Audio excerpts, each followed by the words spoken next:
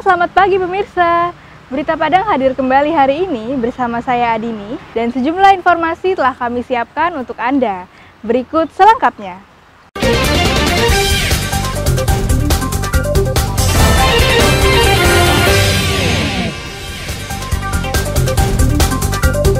Tambang batubara di Sawah Lunto meledak. 10 orang tewas, 2 orang mengalami luka bakar. Diduga akibat hubungan pendek arus listrik, satu rumah di Padang Sabtu sore ludes terbakar. Selain menjalani hukuman, narapidana kasus narkoba di Lapas Muaro Padang juga direhabilitasi.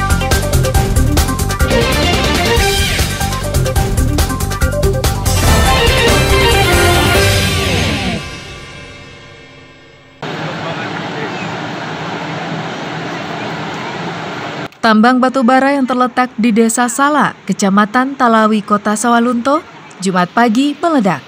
Ledakan diperkirakan terjadi sekitar pukul 8:30 pada lubang lori 2. Tim SAR yang mendapatkan laporan langsung turun ke lokasi untuk melakukan penyelamatan. Satu persatu korban dikeluarkan dari lubang tambang sedalam 200 meter lebih tersebut. 10 orang ditemukan meninggal dunia dan 2 orang mengalami luka bakar. Semua korban merupakan pekerja harian dari tambang rakyat tersebut. Korban dibawa ke Rumah Sakit Umum Daerah Kota Sawah Lunto. Selama upaya penyelamatan, 2 petugas juga harus dilarikan ke rumah sakit karena kekurangan oksigen saat melakukan evakuasi.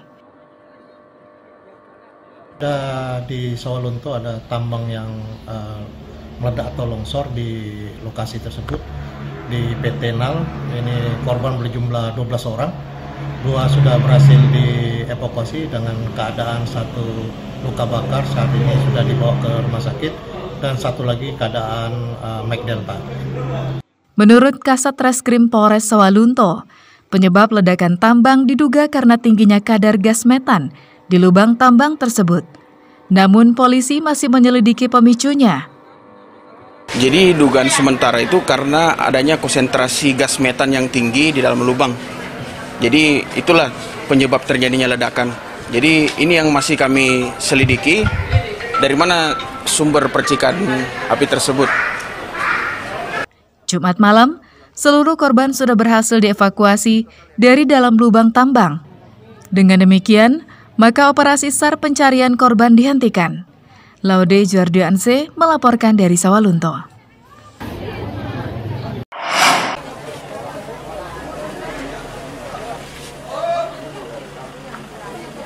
Korban ledakan tambang batubara di Sawah Lunto, satu persatu berhasil dievakuasi, baik yang luka-luka maupun yang meninggal dunia. Korban yang sudah dievakuasi dibawa ke Rumah Sakit Umum Daerah Sawah Lunto. Jumat sore, anggota keluarga korban berkumpul di RSUD menunggu kedatangan keluarga yang menjadi korban. Mereka tampak murung diliputi kesedihan, menunggu kejelasan dari rumah sakit untuk dapat membawa pulang korban yang meninggal dunia. Namun rumah sakit dan polisi belum mengizinkan karena jenazah harus diidentifikasi terlebih dulu. Salah satu yang menunggu kepastian tersebut adalah Arsi, istri dari Asmidi, salah seorang korban ledakan tambang yang meninggal dunia. Dengan menggendong anak bungsunya, Arsi berharap jenazah suaminya bisa dijemput karena akan dibawa pulang ke Lampung, kampung halaman suaminya. Kebetulan suaminya asli orang Lampung gitu, jadinya mau dibawa ke Lampung. Kondisinya udah tahu? Udah meninggal, udah ketemu sih. Berapa anaknya? Apanya anaknya 2, SD 1 kan kasihan kita kalau ya nggak ada yang nemenin, keluarganya nggak ada. Dari PT Nal aja, tinggal menunggu aja. Udah di sini atau belum? PT Nalnya belum datang sih. Korban mayatnya udah. Selain Hartati, Andri juga mengalami kesedihan yang sangat mendalam. Adik dan pamannya juga ikut menjadi korban.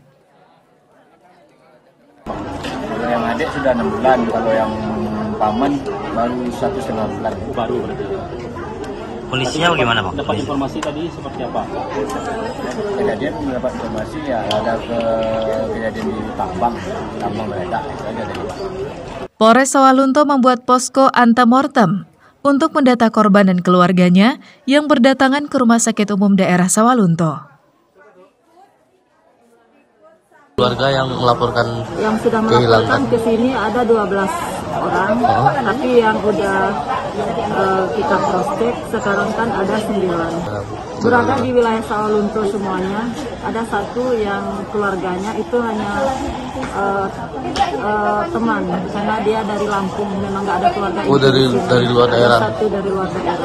Polisi mengumpulkan data dari para keluarga korban. Jika data yang diperoleh sudah cocok dengan ciri-ciri korban, jenazah langsung diserahkan untuk dimakamkan.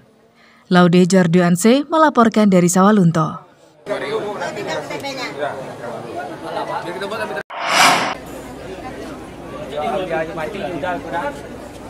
Setelah melalui proses identifikasi dan pencocokan, 10 jenazah korban ledakan tambang batubara di Desa Salak, Kecamatan Talawi, Jumat malam diserahkan kepada keluarga masing-masing. Penyerahan dilakukan oleh anggota Polres Sawalunto. Sebelum dinaikkan ke atas mobil ambulans, polisi sekali lagi meminta keluarga untuk memastikan bahwa jenazah yang akan dibawa adalah anggota keluarga mereka. Tujuannya untuk memastikan agar tidak ada komplain dari anggota keluarga korban ketika telah tiba di alamat masing-masing. Sebab wajah korban banyak yang hangus terbakar. Jadi satu persatu dari pihak TVA yang tahu teknisnya untuk pencocokan daripada identitas korban. Karena korban berada di dalam lubang tadi kan begitu dikeluarkan kondisinya banyak yang hangus, ada yang tertutup lumpur segala macam. Nah, sekarang tadi alhamdulillah sudah teridentifikasi semua dan sekarang kita laksanakan proses penyerahan ke keluarga korban. Para korban selain berasal dari Sawalunto dan beberapa daerah di Sumatera Barat, ada juga yang berasal dari Lampung. Laude Jordianse melaporkan dari Sawalunto.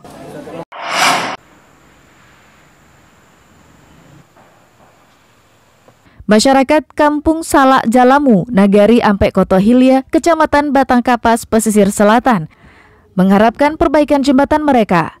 Pada September tahun lalu, jembatan yang menjadi jalur utama keluar masuk kampung mereka putus akibat banjir bandang.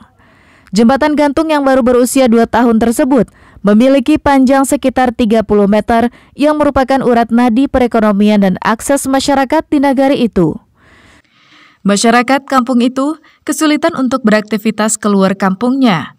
Satu-satunya cara yaitu menyeberangi sungai untuk pergi bekerja atau ke sekolah. Tak jarang pakaian mereka harus basah saat menyeberangi sungai yang tak dangkal. Bahkan apabila air sungai besar, para pelajar ini tidak bisa ke sekolah karena bisa mengancam nyawa mereka. Untuk kami selalu menyeberang sungai ketika sekolah dan mengaji. Jika air pasang naik, kami tidak bisa sekolah. Kami berharap jembatan bisa cepat dibangun oleh pemerintah. Terputusnya jembatan lebih dari 1 tahun sejak terjadinya banjir bandang bulan September tahun 2021. Warga sudah mengajukan permohonan kepada Pemda Pesisir Selatan, namun sampai saat ini belum ada realisasinya.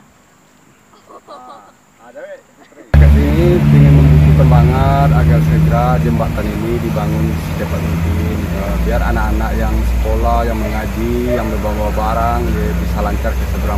Memang sulit sekali karena kalau airnya banjir, anak-anaknya tidak bisa sekolah. Saat ini warga hanya bisa berharap jembatan mereka bisa diperbaiki secepatnya. Jika tidak, pendidikan anak-anak mereka terganggu. Banta Fauzan melaporkan dari Pesisir Selatan.